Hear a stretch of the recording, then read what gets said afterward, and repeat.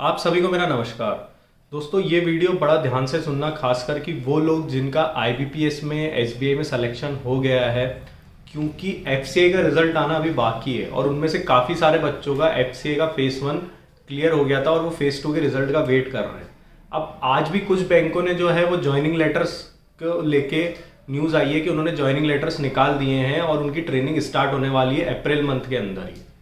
तो मेरे से कुछ लोग ये पूछ रहे हैं कि हमारा एफसीए का रिजल्ट अभी अवेटेड है, तो हमें एक्सटेंशन लेना चाहिए और एक्सटेंशन ले तो हम कैसे लें।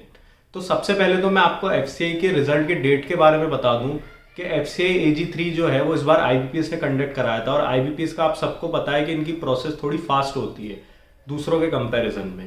तो चांसेस है कि 15 से 30 अप्रैल के बीच, यानी इस मंथ के अंदर कभी भी रिजल्ट आ सकता है 15 अप्रैल के बाद।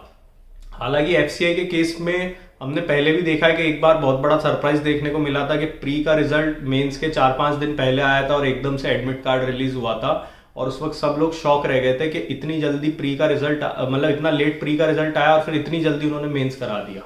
तो इसलिए एग्जैक्ट प्रोडिक्शन देना तो सबके लिए मुश्किल होता है, लेकिन जितना देख के लग रहा है, जैसे उनका AG2 का भी जो एग्जाम हुआ था उसमें भी जितना टाइम लगा था, तो इन सब चीज़ों को अगर हम थोड़ा बहुत कैलकुलेट करें, हालांकि AG2 के अंदर जो कैंडिडेट्स होते हैं वो कम होते हैं, लेकिन फिर भी हम थोड़ा बहुत देखें तो 20 अप्रैल के बाद से अगर हम देखें तो 20 से 30 अप्रैल के बीच में या अप्रैल एंड तक इसका रिजल्ट आ सकता है। अब यहाँ पे सवाल ये उठता है कि जिन बच्चों का आईबीपीएस पीओ क्लर्क या एसबीआई क्लर्क में सिलेक्शन हो गया है इनमें से किसी भी एग्जाम में, और अगर उनको ज्वाइनिंग लेटर आने लग गए हैं,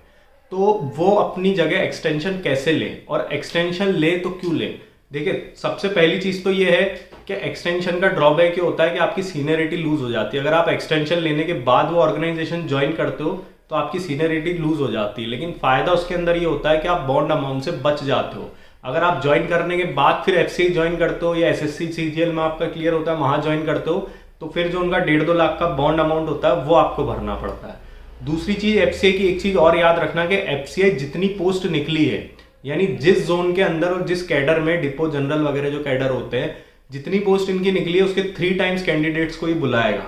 तो इसका मतलब ये वेटिंग लिस्ट भी बाद में निकालेंगे और फिर डॉक्यूमेंट वेरिफिकेशन वगैरह में कुछ एक रिजेक्शन अगर हो तो ये उस हिसाब से पूरा प्लानिंग कर रहा है एफसीआई, क्योंकि उन्होंने साफ लिखा है नोटिफिकेशन में कि जो वैकेंसी रहेगी उसके 3 टाइम्स कैंडिडेट्स को हम बुलाएंगे।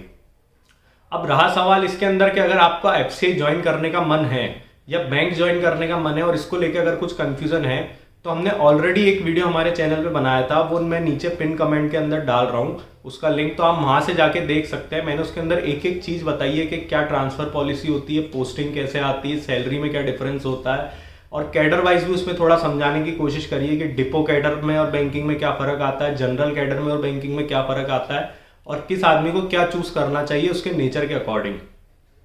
तो अगर आप अभी भी एफसीआई का रिजल्ट अगर वेट कर रहे हैं और आप ये चाह रहे हैं कि बैंक आप ज्वाइन नहीं करें, तो सबसे बेस्ट तरीका आपके लिए यही है कि आप एक्सटेंशन लें। और एक्सटेंशन जो है वैसे तो मिल जाती है सभी कारणों से, लेकिन अगर सेफर साइड के लिए अगर हम चलें तो कोई भी एक मेडिकल रीजन आप बना सकते हैं एक्सटेंशन लेने का और उनको मेल कर सकते हैं। वापस रिवर्ट मेल आप करेंगे और उसमें एक्सटेंशन की रिक्वेस्ट डालेंगे मेडिकल ग्राउंड पे, तो आपको आसानी से जो है वहां पे एक्सटेंशन मिल जाएगा 3 महीने का। कुछ जगह 6 महीने का भी सुनने में आता है कि आप 6 महीने तक का भी एक्सटेंशन ले सकते हैं। तो ये आपके ऊपर है, क्योंकि एफसीआई अगर अप्रैल एंड तक भी रिजल्ट देगा तो ऐसा नहीं है कि आज रिजल्ट देगा और कल से ज्वाइनिंग प्रोसेस स्टार्ट हो जाएगा, फिर ज्वाइनिंग प्रोसेस में भी थोड़ा टाइम लगेगा।